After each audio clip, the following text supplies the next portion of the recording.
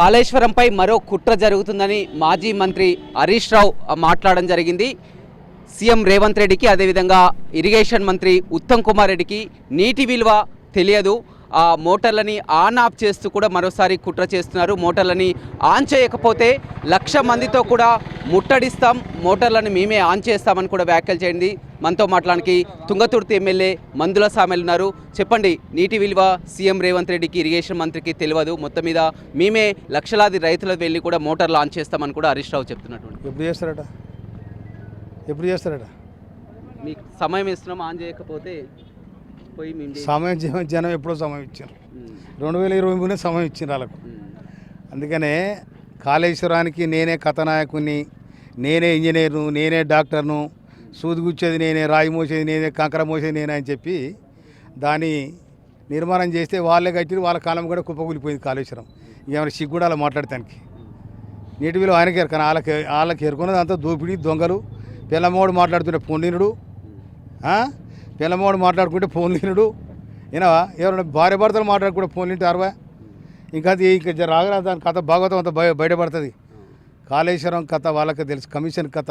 ఆనాడు స్వర్గీయ నాయి నరసింహారెడ్డి గారు ఏమంటుండే, కమిషన్ కాళేశ్వరం అంటుండే. పాపం మహనీయుడు చనిపోయినా కూడా ఆ పదవి ఇలా మాకరుతుంది. కమిషన్ కాళేశ్వరం అంటుండే, కమిషన్ కాకతీయ అంటుండే. వినరా, ఈ విధంగా హరీష్ రావు గారు మా సాపచీపు సంకల పెట్టుకొని 3 రోజులు పోయి కాళేశ్వరం కూడా బానాడు. కనీసం ఆయన ఆ కాళేశ్వరం ప్రాజెక్టు ప్రారంభించే నాడు హరీష్ రావును కూడా మందలించిన దిక్కు లేదు, పలకరించిన నాదులు లేడు. ఈయన పైసా కాడ పంచాయించింది మామాలునికి. అందుకని అది ఫాల్ట్ అయిపోయింది, అది కూలిపోయింది. త్వరపడేది ఆ త్వరలో తలకాయ పెట్టి చూడమని హరీష్ రావును. హరీష్ రావు త్వర ఎందుకు పడేది, ఆ త్వరలో తలకాయ పెట్టి చూడమను.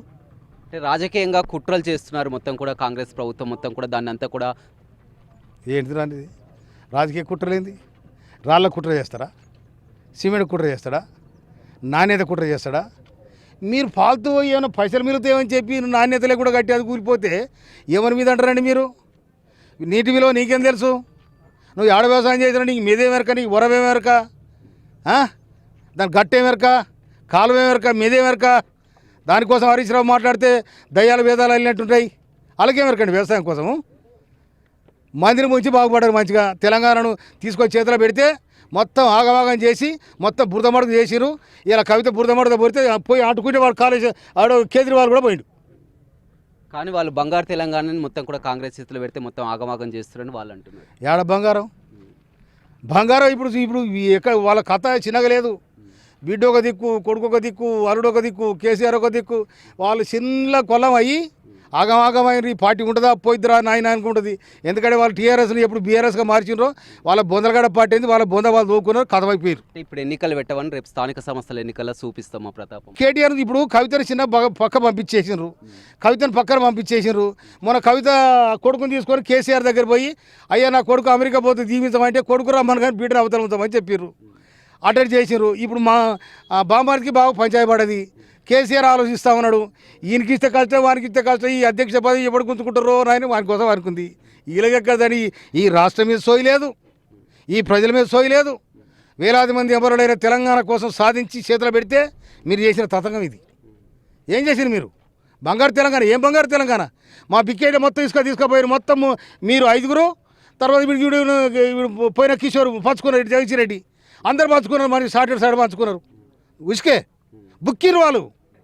ఏనావా బిక్కేట్లు చూడిపోయేదో బోధపడదు.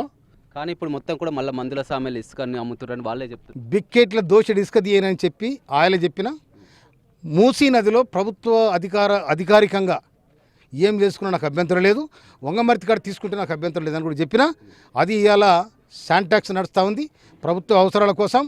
ఇవాళ ఆ ప్రభుత్వం టెండర్ పాడింది, ఆ టెండర్లు ఎవరుండో తెలియదు నాకు. ఆ ఇసుక పోతూనే ఉంది, దానికి గవర్నమెంట్గా ఆమదానం వస్తూ ఉంది, నాకు సంబంధం లేదు. రైట్, చూడొచ్చు మొత్తం మీద ఆ తుంగతుర్తి ఎమ్మెల్యే ఘాటైనటువంటి విమర్శలు కూడా చేయడం జరిగింది. ఇటీవల కాలంలో కాళేశ్వరంపై కుట్రలు చేస్తున్నటువంటి వ్యాఖ్యలకు కూడా సమాధానం చెప్పడం జరిగింది. ఏదేమైనప్పటికీ కూడా మొత్తం ఆ గతంలో ఆ జరగనటువంటి అవకతవకలన్నీ కూడా ఒక్కొక్కటి బయటికి వస్తున్నాయి. త్వరలో దానిపై కూడా విచారణ కూడా ఇప్పటికే పూర్తయింది, చర్యలు కూడా తీసుకుంటారని చెప్తున్నారు. ఏదైనప్పటికీ కూడా జిల్లాలో గతంలో చేయలేనటువంటి అభివృద్ధి అంతా కూడా ఇప్పుడు చేసి చూపిస్తామని కూడా తుంగతుర్తి ఎమ్మెల్యే చెప్తున్నారు. రవితో రమేష్, బిగ్ టీవీ, నల్గొండ.